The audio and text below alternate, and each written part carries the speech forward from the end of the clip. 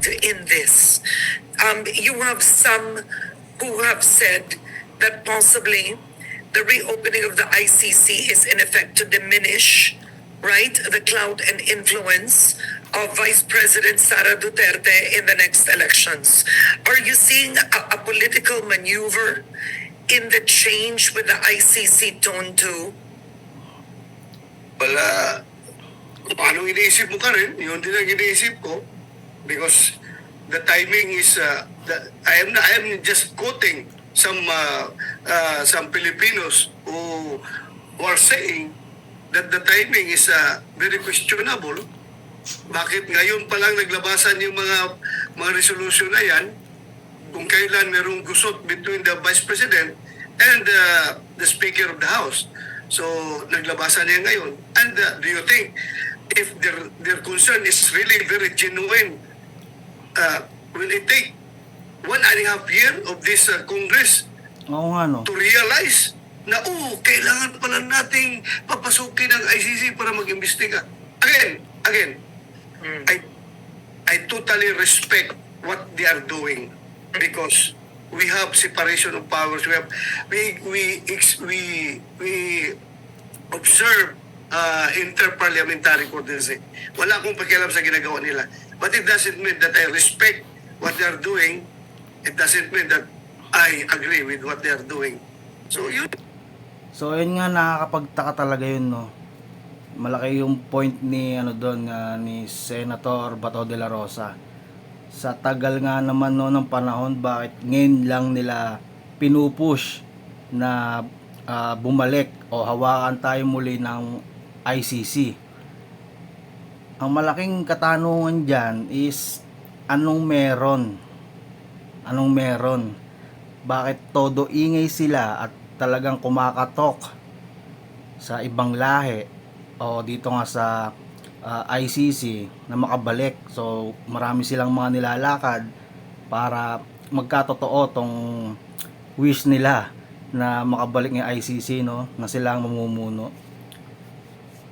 Napaka awkward lang dahil may mga ganong tao pala na okay naman yung Pilipinas, okay naman yung justice system, may napapalaya, merong nakakasuhan, may kumbaga okay, gumagana nandyan may mga tauhan, may mga tumatrabaho dyan, kapwa Pinoy pa, no? So talagang okay, malaya, meron tayong independence. Bakit yung iba gustong gusto na ibang lahi pa ang kumontrol? Parang bumalik na naman tayo sa pagkakasakap ng ibang bansa. Di na ba kayo naawa sa Pilipinas? Nabuhay, maraming buhay ang sinilang hanggang sa namatay, mga ninuno natin. Umikot lang ang buhay sa mga mananakop. Bigyan nyo naman ng kalayaan yung ngayong generation at sa mga susunod pa. Ano bang malaking dahilan para mas gustuhin nyo yung ibang lahi ang kumastigo sa atin o magbigay pa ng hustisya, samantalang maraming matatalinong Pilipino? At ayun nga, tulad na sinabi natin, okay naman ang justice system. Si De Lima napalaya at sa case ni De Lima, marami ding ganong Pilipino na na-involve sa ganon, same scenario, ganon din ang nangyari, may nakalaya, mayroong napatunayang nagkasala, nabibigay yung dapat. So, okay naman. Ang tingin ko dito, kaya ganito ang nangyayari, nakabilaan ng issue, talagang tinutumbok nila, main purpose nila is makabalik yung ICC, dahil nasasaktan na sila at posibleng mapuksa na yung mga tinatago nilang lihim na yan sa katawan. Ano yan? Eto, tumbukin natin, pakinggan nyo, no? Nung nakaraang nag-discuss tayo about dito nga sa impeachment ni BP Sara at dito sa pinasikat nila na yung confidential funds, dun tayo tutulay. Kumbaga, connect tayo Noong umupo na si BP Sara at siya ang tumayo bilang super nanay dito nga sa ikalawang nanay sa DepEd para pangalagaan yung mga eskwelahan, maisaayos yung mga dapat at maging ligtas yung mga mag-aaral, yung mga estudyante lalo dito sa mga eskwelahan katulad ng UP at iba pa na marami ngang na-involve o nare-recruit na mga kabataan na be-brainwash para maging NPA. Nasasali sa mga rally, nasasali sa mga organisasyon, sa mga lakad-lakad na ginagawa nila. Hindi nila alam, part na sila ng makakaluwang grupo. So doon nga, dahil si BP Sara Duterte ang kumatawan doon o yung tumatayong super second nanay dito nga sa DepEd, malamang naman talaga doon binuhos yung atensyon ni BP Sara. Tahimik lang yan pero dumadali yan. Siyempre naman, yan yung tungkulin niya eh. So dahil nga kumukurot at talaga nasasaktan na tong mga makakaliwang grupo dahil nga napasok na ang baluarte nila, unti-unti na silang na checkmate, kaya naglabas ng ingay. Ano yung ingay na yan? Yan yung pinaingay nila na confidential funds. So ba't nila pinaingay? Para matakpan ang sakit na nararamdaman nila na unti-unti na nga silang napupuksa, unti-unti na natutumbok kung paano sila mawawash out. Pagkatapos nun, naglabas na naman sila ng panibagong ingay at dito na nga na-involved na naman si FPRRD, no? So mag-ama na ngayon ang nagte-trending o nagba-viral, pinapasikat nila. So lagi nating tatandaan, merong bang katotohanan tong nilalabas o pinapaingay nila? Number 1, confidential funds. Pinaingay nila, labas sa mainstream, binalita ng mga news anchor na tinutwist yung mga pagbabalita para lang magdala ng kalituhan sa mga manonood. Pero kung pag-aaralan mo, wala naman pala katotohanan na may anomalya dito o may ginawa si BP na pagnanakaw sa kaban ng bayan. So wala no. Simula nung tinransfer, simula nung nilatang niya kung saan ito ginastos, all in, walang anomalya. So cut na yon, tapos na tayo doon. Ngayon naman, pinasok na si FPRRD dahil nga sa ICC. Kaya itong sinasabi ni Senator Bato de la Rosa na bakit nga daw nakakapagtaka, kailangan pala nila ng ICC para magbigay hustisya o mag-imbestiga dito sa war on drugs. Dapat noon pa, 'di ba? Kaya smell species talaga yan. Ano ba talaga ang purpose nila dyan? So ang pinaka-purpose nila talaga, tumulay sila ng tumulay sa mga issue na yon dahil nga sobrang sakit na para sa kanila na unti-unti na silang na-checkmate.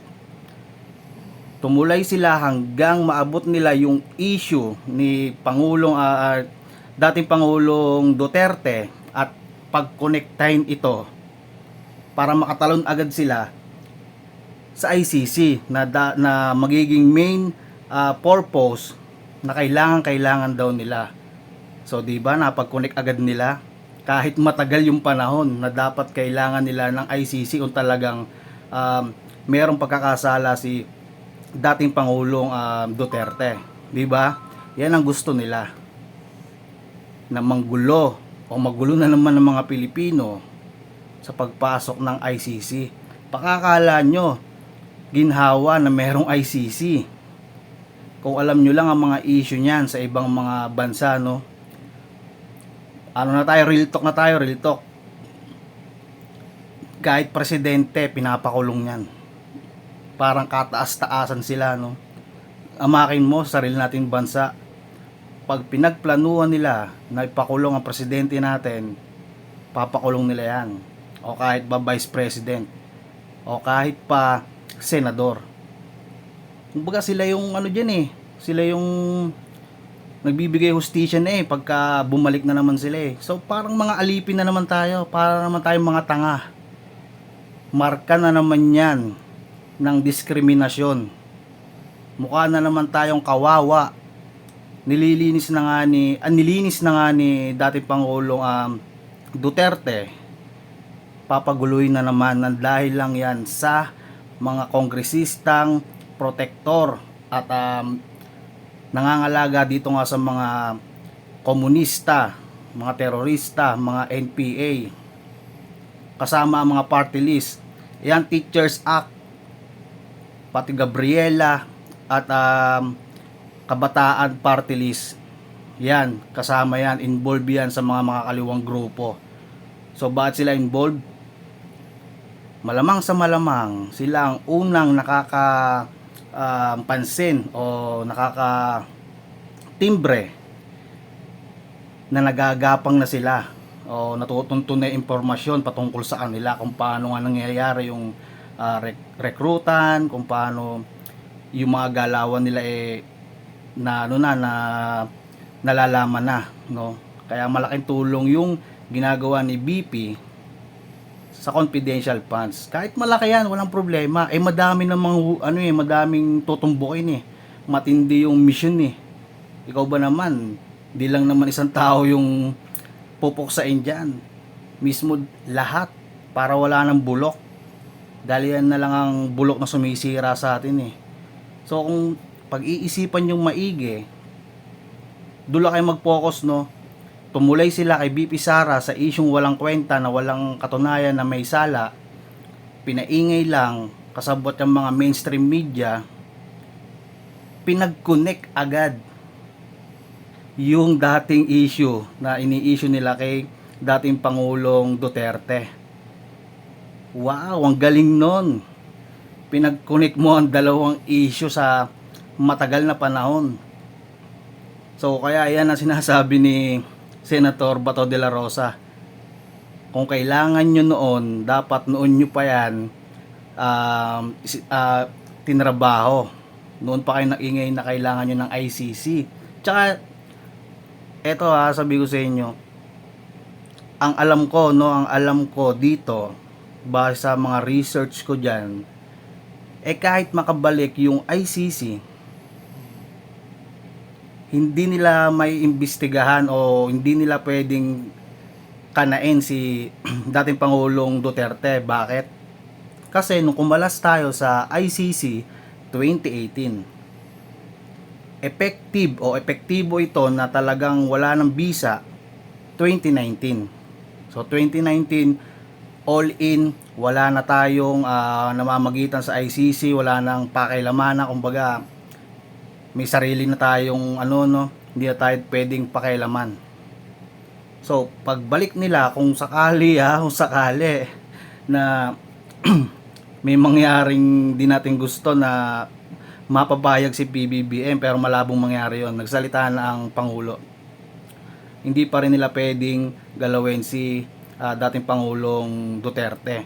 Tsaka nararamdaman ko ito kapag gumalaw sila ng alanganin o nagkaroon ng do or die na talagang parang nangyari nga yung hindi inaasahan na mangyayari na yan, no, nabangungot na yan, papalag sila eh. Hindi sila tatakbo. Bakit sila tatakbo? Nakaupo si BP Sara, si Senator Bato de la Rosa nandyan. Ba't tatakbo yan? Nasa Pilipinas lang yan. Haharapin daw nila yan. So talagang haharap sila dahil yung ICC na yan, nanggugulo lang yan. Tsaka take note interesado yang mga ICC sa Pilipinas. Bakit kamo? Yan ang i-research nyo kung ano ang malaking dahilan kung bakit gusto nilang mapakailaman ang Pilipinas, pati ang US. Research tayo para marami tayong malaman. So tuloy natin dito, no, yung sinasabi ni Senator. Yun lang. Hayaan natin sila, gagawin nila yung kanilang proseso. gawin nila yung posisyon nila. All right. Now, I've interviewed you. Senator, just for the audience, I've interviewed you so many times on the Get Start, right, regarding the ICC. So your stand has been consistent through and through. Hindi ka haharap sa foreign court, hindi ka haharap sa foreign investigation. Matagal nyo na po itong paninindigan. And you've stuck with it Natural. until today that you will only face the Kayang-kaya- local court. You will only face the local justice system Natural yan kayang-kaya siyang dayain dyan. Wala siyang magagawa. Wala silang magagawa dyan pagka pinagtulong-tulungan sila ng ICC na yan, no? Kaya parang nilaban mo yung manok na walang pakpak sa panabong, no? Ganon kasimple, wag na tayong magbulahan. Ganon ang gustong mangyari nitong mga makakaliwang grupo, mga kongresista na dumidikit na sa ginagawa nilang poon ng mga ICC para magbigay hustisya sa kanila, hindi magbigay hustisya sa mga Pilipino. Sabi nila, injustice daw wala daw nangyayari, kawawa daw yung mga Pilipino. Iyan ang pinagdidiinan nila para makuha ang damdamin ng mga Pilipino at maniwala sa kanila na wala talaga at hindi gumagana ang justice sa Pilipinas. Huwag kayong magpapaloko sa mga yan. May mga sarili yang interes na tinatago at kayong mga manonood, ginagamit nila kayo para lumawak ang puwersa nila. Lagi niyo yan tatandaan. Lagi niyo yan tatandaan. Maging matalino tayo. Ngayong digital era, information era na tayo. Sana naman medyo tumalino naman tayo mga Pilipino para hindi tayo nadadali ng ibang lahi. Kaya tayo binabraso ng mga yan kasi nga ang dali nating brasuhin So yung mga naninindigan sa atin katulad ni Senator Bato, ni dating Pangulong Duterte na buong puso, tapang at ginugulang panahon, mawalis lang yung mga kalat na yan, maging maayos lang ang Pilipinas. Saan ka nakakita? Siguro nga sa isip-isip ni dating Pangulong Duterte, no? Sa Pilipinas ka lang makakakita na tumulong ka na, masama ka pa. So nakakahiya naman yun, no? Kaya dapat sumuporta tayo kung saan ang tama. Sumuporta tayo. Yan na lang ang kalaban naman natin yung mga makakaliwang grupo na yan na nagpupumilit na magpalakas kahit durog na at kakapit na lang sa ICC at kukunin ang emosyon nyo, damdamin nyo para kunyari malakas sila para matupad ang kahilingan nila. Pero sa uli, si PBBM din ang masusunod. At ano ang pasyan ni PBBM? Hindi tayo makikipag hindi tayo didikit ulit sa ICC. Maliwanag na maliwanag yan. So tuloy natin. Investigating you, right? Noon sinabi mo sa Head Start, natatakot ka din. Hanggang ngayon ba, Senator, pareho ang pakiramdam mo o hindi na? Hindi ko natakot because Kapag ito ang nag-i-interview si Karen Davila, alam mo agad ang motibo. Hindi lang interview ang gusto niyan. Gusto niyan makalikom ng kahit katiting na impormasyon na mali na nyari na sumablay lang ng kapraso na pwede nilang i-twist, ipandagdag para lalong gumulo ang mga issue. Kaya kita nyo, papansin nyo yung mga tanungan ni Karen Davila. Ang awkward parang walang sense. Kumbaga itatanong mo pa yung ganung bagay. Papalagyan syempre. Tsaka di mo alam kung sarcastic yung mga naunang sinabi niya, no? Baka nilalaro kayo niyan. Kayo naman nasa isip nyo, ay interviewin ko to. Papaikot-ikuti ko sa mga salita ko, sa mga twist, sa mga ganyan-ganyan. Makakuha ko ng konting detalye dito. Ganun lang nasa mindset ng mga news anchor na yan, yung mga tutayan Huwag tayo magbolahan, mga tutayan, mga lumilikom na impormasyon. Hay nako, Karen Davila. the President is very firm. The President Ferdinand Marcos is very firm yung kanyang stand about not allowing ICC to interfere with our justice system. So, sinabi ganyan, very fundamental questions, very fundamental issues. Number one is sovereignty, and number two is jurisdiction. Very clear sinabi ng Pangulong Marcos yan. So, hindi talaga ma-resolve yung issues na yan. All right. On that note, Senator Ronald Bato de la Rosa, I want to thank you always for a lively and spirited discussion on NSR. Every time we are here together, Nako. I enjoy it. Thank you, Senator. Thank you. So yun lang, isang mabilis lang, no, ang mahalaga lang naman nating malaman,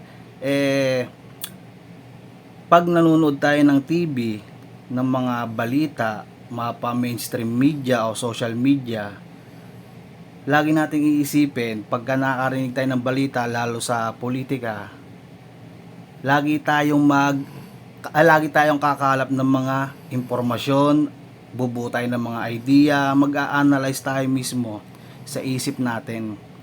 Kasi pansin ko lang sa panahon ngayon, kapag ang isang tao nakarinig ng balita, automatic ma-judge mo na agad nang hindi ine-evaluate sa utak mo kung accurate ba, kung may sapat ba na datos, impormasyon na tutugma doon para masabi mo na tama yung binalita, tama yung narinig mo o nabasa mong article, nabasa mong caption. Automatic pag may nakita kang balita, lalo mga kabataan, automatic, si ganito pala may issue, ganito pala yan, confidential fund. Tapos yung kasama mo pa walang knowledge, isa pang walang kaalam-alam, di rin nagre-research. So same kayo ng magiging idea. So akala nyo magiging tama yon, hindi.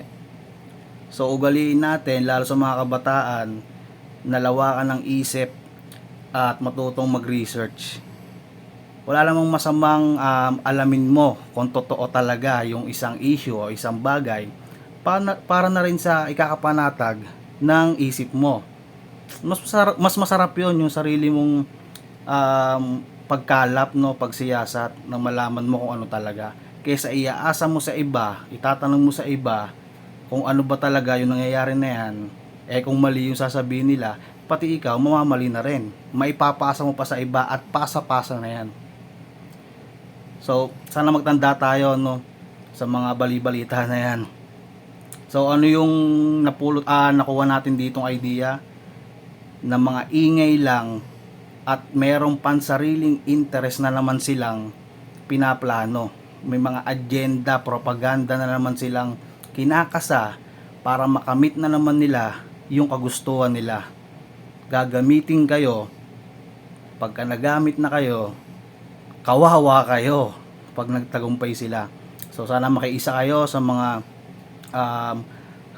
gawain at plano, vision ng mga government natin na para sa ikakaunlad ng Pilipinas. Alam mo na. Patapos na yan, patapos Much na. respect. So yun, summary, isang mabilisan lang, confidential funds, walang napatunayang anomalya, walang illegal, maayos na pamamalakad at confidential fund nga, from the word confidential, lakad nila na pansarili na para sa mga kababayan natin, para sa mga mag-aaral, para mailigtas. Yun yung purpose nun. Wait na lang natin yung resulta. So yun dapat, no. Pangalawa, tumulay sila dito sa issue ni dating Pangulong Duterte kahit taon na ang nakalipas na kumbaga hindi accurate, awkward na yun, no, awkward na yun. Doon ka mapapaisip na merong something na bakit nila pinag-connect, dahil yun nga ginawa nilang tulay para makatalon dito sa ICC at maging main purpose. Kaya kailangan natin ng ICC para mabigyang hustisya at ICC ang humawak kay dating Pangulong Duterte at sa anak nitong si BP Sara. Yun ang plano nila ngayon, kaya nag-iiyakan yung mga yan. Marami pa yan, sigurado maglalabasan na kung ano-anong issue, pero mahalagang tandaan na check natin kung talagang tunay ba, napatunayan ba talaga. Dapat kung napatunayan, sila na mismo lumakad niyan kung kakasuhan nila yan. Kaso wala, puro ingay lang. In short, marites lang. So, papaniwala ba kayo sa mga ganyan? Hindi. At ang huli, yung ICC, ibang lahi.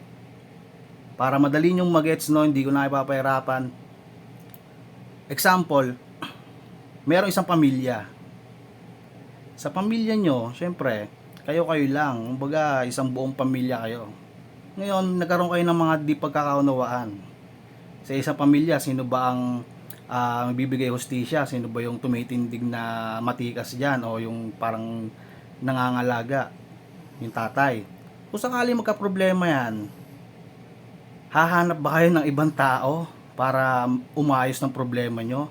O kayo-kayo mismo ang magtutulungan para maayos? Same as sa ICC. Dito sa bansa natin, iisang lahi tayo, mga Pilipino tayo. Mga brownies. Iisang lahi, isang dugo. Kaya nga Pinoy ako, Pinoy tayo. Yan sa Pilipinas. Kung may problema tayo, kaya nating dalihin yan, no? Basta makipag-cooperate lang yung mga dapat na nakiki-operate. Yung mga hindi nakiki-operate, matik alam nyo na yan. Katulad niyang mga nag-iingay na yan. Yan yung mga patuloy ng gugulo sa bansa, pati sa mga kababayan natin. So, bakit? Tutuloy sila dito para ang ICC ang humawak sa atin. Imagine, ibang lahi yun na, puti yun, brown tayo. Kumbaga, sa sinabi ko kanina, hindi natin yung kapamilya. Tapos sila ang aasikaso sa atin, magmamando. Paano kung gawan tayo ng ibang plano niyan, no? Ng ibang mga masasamang mga hindi natin masasabi yan. Kasi nga, hindi natin kalahi yan eh. Ano habol natin dyan? 'Di ba? Kaya yun ang gusto nilang makamit. ICC ang gagawin nilang kamay na bakal para makawakan sa lieg itong ating Vice President at si Pangulong Duterte na siya talagang sumugat at pumupuksa dito sa mga bulok ng mga tao sa gobyerno, mga kongresista, mga party list na makakaliwang grupo na hindi tumitigil at talagang kumukonekta sa mga terorista, NPA. Mga wala nang awayan, wala na tayong magagawa dyan. Kaya isa lang ang solusyon dyan, puksain. Para wala na mga kabataan, mga estudyante, lalo dito sa UP, na mahikayat pa na maging miyembro nila. Kawawa lang. Kawawa lang. So yon, hanggang sa muli, Kabataan TV, Philippines Vloggers Elite. Subscribe, i-share nyo to sa mga kabataan natin, kapamilya, kaibigan, para meron silang ibang idea at hindi lang mag-stick sa kung ano lang ang nakitang detalye o news o impormasyon. Mas maganda, mas maraming idea, mas maraming nalalaman para ikaw mismo sa sarili mo ay tumuklas para sa ikakagaan ng iyong loob. So yun, maraming salamat. Let's go!